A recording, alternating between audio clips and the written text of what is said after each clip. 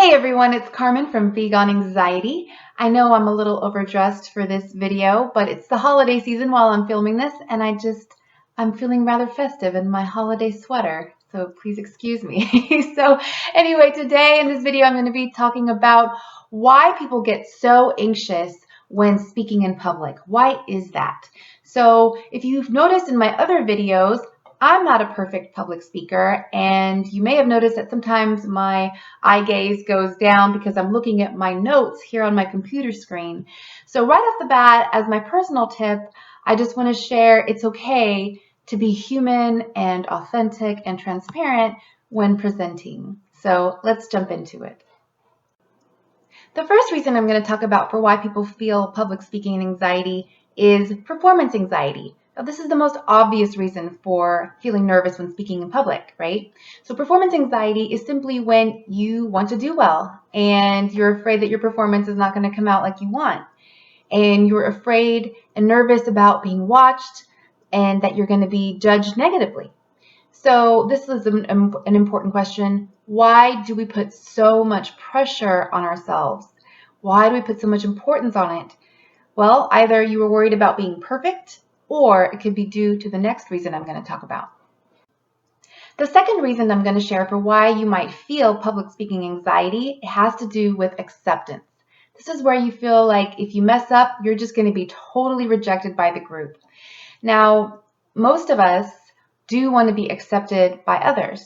And even as humans, we do have a need for belonging. But for some people, it just is a little harder being rejected by a crowd. That is a difficult thing. So if you think acceptance might be something that you are really depending on from your audience, I invite you to consider whether in life you are depending on others too much for validation or even for love. So in other words, are you depending on other people to tell you that you are good and lovable and worthy? Or are you able to fulfill your own needs and tell yourself that you are good and lovable and worthy? Another reason for public speaking anxiety is my reason number 3, survival. We're humans, people, and as humans, we are social creatures who have survived through history by banding together through wars and famines and migrations, hunting and gathering times, and all of this has been done in groups and in tribes.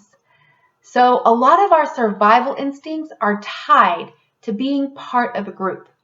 Now, you might not care about being accepted by all groups of people, but most people do have at least one group where they feel in their lives that they feel at home and they feel secure. And having a feeling of belonging in life, as I said before, is really, really important to us. This is found in research by Brene Brown, who's a really awesome social researcher. And so I think one reason people get so nervous about public speaking is because it triggers our human instinct to be part of a group and to survive. Now, another twist on this is a theory that says, just like we've inherited our DNA for our physical characteristics, there are theories that say that we may have also inherited our ancestors' emotional patterns. And so for many people, we may still be carrying our ancestors' primal fears that if we become outcast from a group, that we might not survive. So when we have to do public speaking, that inherited subconscious fear, it gets all triggered and activated, and that's why we freak out.